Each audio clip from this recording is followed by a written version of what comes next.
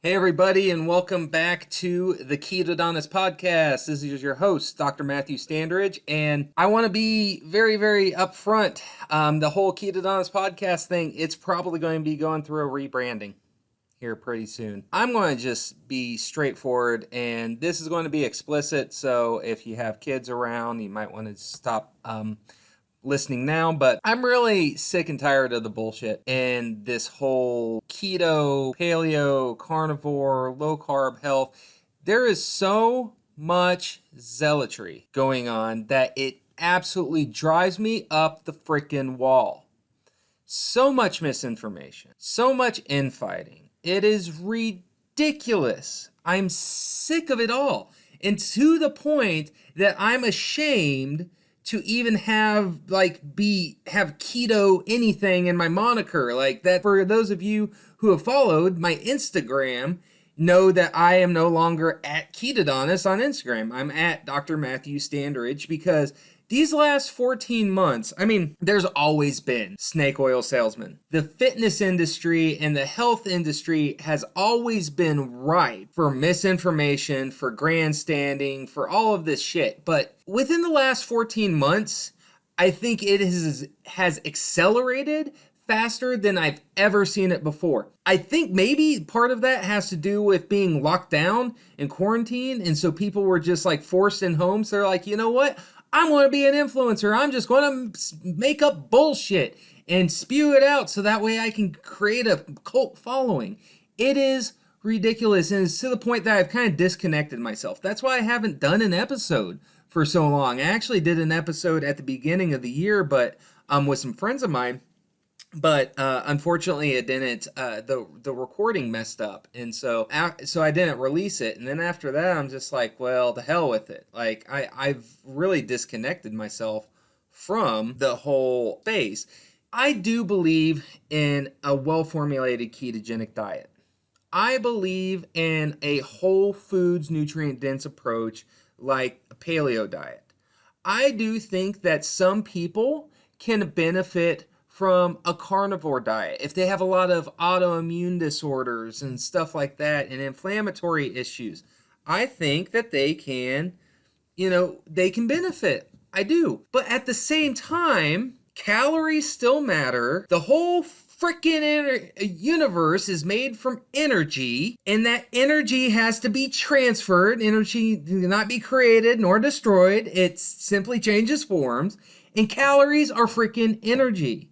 It's what our bodies use for energy. And so this whole thing that calories don't matter and don't count calories and all that stuff, if you even bring up CICO, calories in, calories out, the keto, the Topsian guru, the Topsian following just jumps down your throat, and I'm sick of it. I'm absolutely freaking sick of it. Calories matter. They do. You don't get fat off of calories you don't consume. That's all there is to it. Now, I'm not fat shaming. I've dealt with morbid obesity since I was 5 years old. 5 years old! I know more about dealing with obesity and the shame of being morbidly obese. I know that better than anyone else that I know in my life, except for maybe my mother, because she had the same issue. She grew up in a house of 5 kids, yet she was the only one morbidly obese since an early age. And I happen to get those same blessed genetics and have dealt with the same thing. Now, by the end of I've so far lost over, between different periods in my life, over 200 pounds. And by the time that I get down to my current goal weight, I will have lost over 300 pounds. So I know what the hell I'm talking about. And it is calories. Yes, hormones matter. Yes, inflammation matters. Food sensitivity matters. Food preferences matter. It all matters.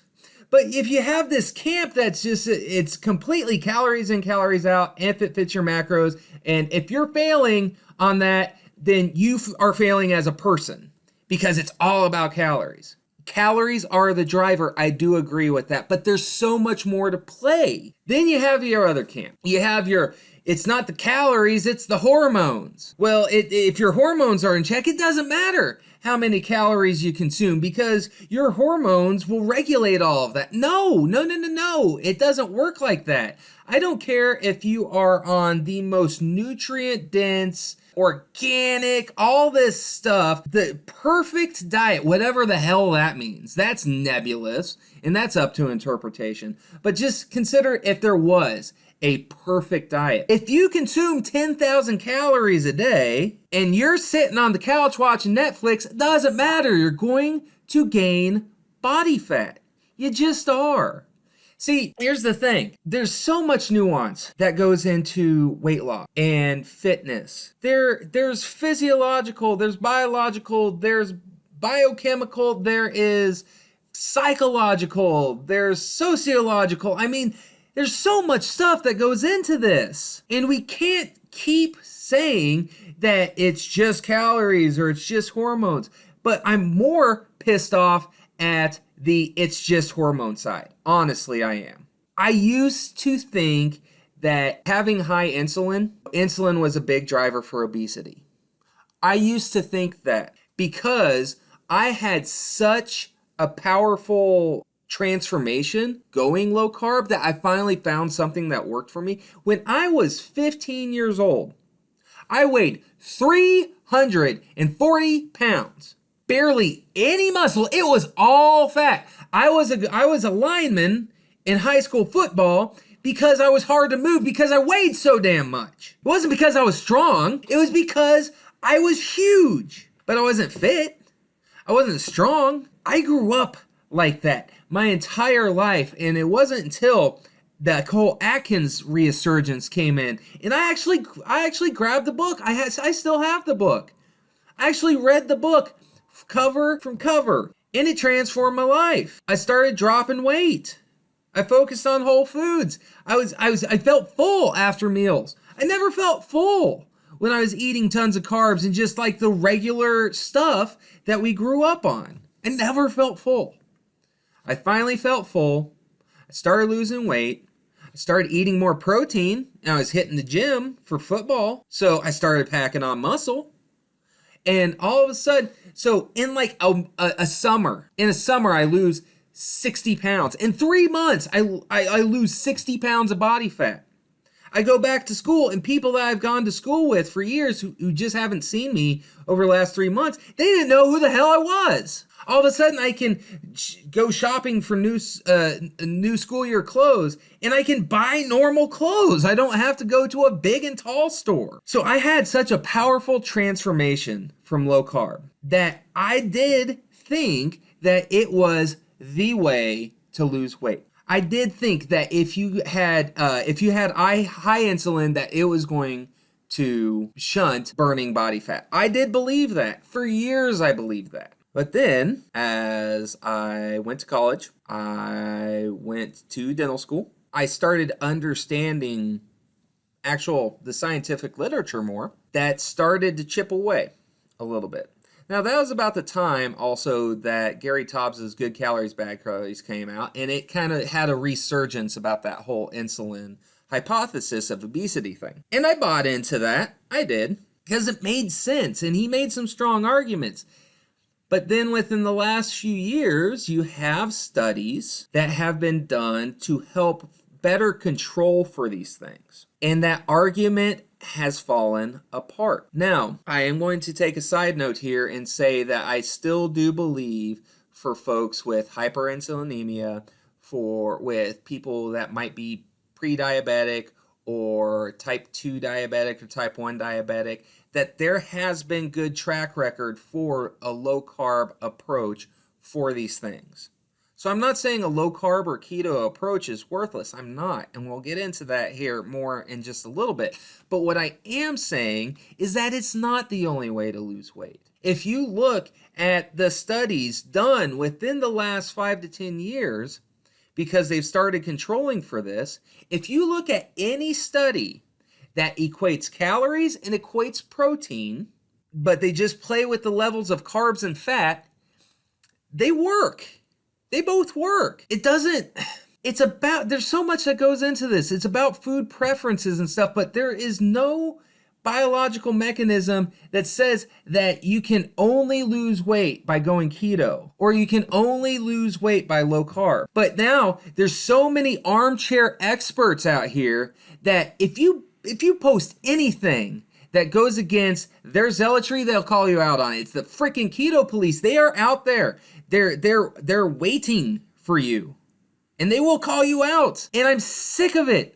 Like, when did keto become the thing, right? When did it become the only way to live? It's not. When did low carb become bastardized?